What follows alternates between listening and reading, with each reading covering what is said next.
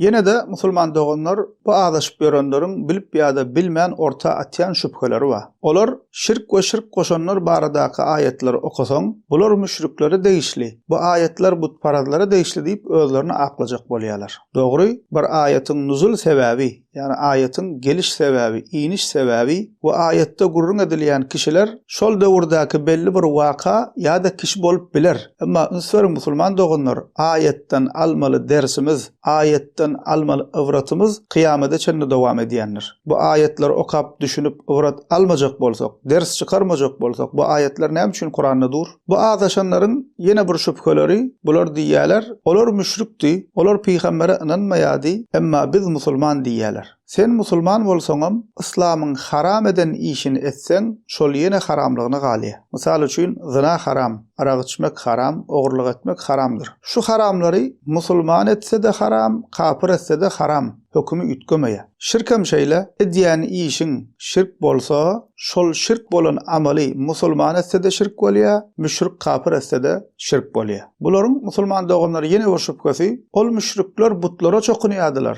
butlara araja edinýärdiler. Biz öwliýalara ýalbarýas, biz öwliýalara araja edinýäs. But başga, öwliýa başga zat diýýärler. Birinji bilen şol Mekke müşrikleriň butlarynyň gelip çykyşyny öwrenseňiz, şolaryň asly nerden başlaýar? Ötüp geçen öwliýalara ýalbaryp dilek edýärler, şolary çagyryp başlaýarlar, soňunda şolaryň heykelini ýasap buta öwrýärler. Ünsüren bolsaňyz musulman doganlar şol butlar insan sypatyndadyr, insan şeklindedir. Pikirleriň näme üçin insan sypatynda? Sebäbi şonuň aňyrysy ötüp geçen bir öwliýa adamy ilahleşdirip, şondan dilep, soňunda şonuň heykelini ýasaýarlar. Wagtyň geçmegi bilen şol heykellere ibadet edip başlaýarlar. Ene şu wagtym käbir bidgatçylar öz rabita edýän pirleriniň suratyny öýlerine asýarlar. Rabita näme diýjekler üçin aýry derste rabitaň nämedigini bularyň öz pirleriniň kitabyndan düşündirdik, şonu dinläp bilersiňiz. Bular öz rabita edýän pirleriniň suratyny öýlerine asýarlar. Hatda öň tarikatçy, bidgatçy sopy bolup, soňra toba eden bir doganymyz gurrun berdi. Käbir bidgatçylar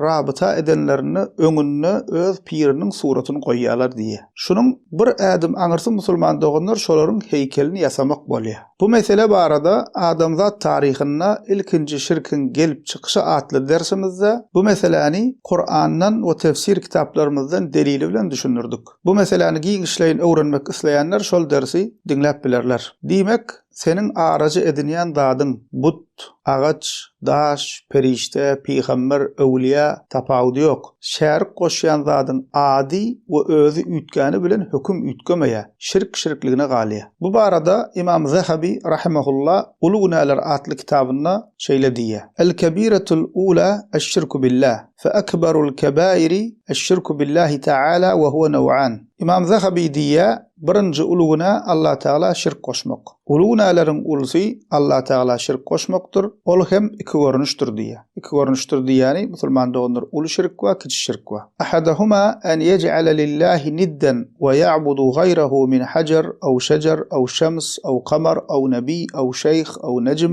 aw malak aw gayra zalik. Ve hâzâ huve'ş-şirkul ekber allezî zekerahu Allahu azza ve cel. Qâle Teala: İnna Allaha la yaghfiru en yushraka bihi ve yaghfiru ma dun zalika limen yasha. Şol iki görnüşüň biri Allah Taala şärik goşup daşa, ağaca, güne, aya, peýgambere, bir şeyha ýani pire, yıldıza, perişte ýa-da başga zatlara ibadet etmekdir diýe. Bu hem Allah Taalaň ayetde aýdan uly şirkidir diýe. We izinden hem Allah Taalaň Kur'an-ı Kerimden şu ayetini okuýar. Allah Taala özüne şärik goşulmagyny asla bagşlamaz. Ondan galan günäleri islänine bagşlar diýe.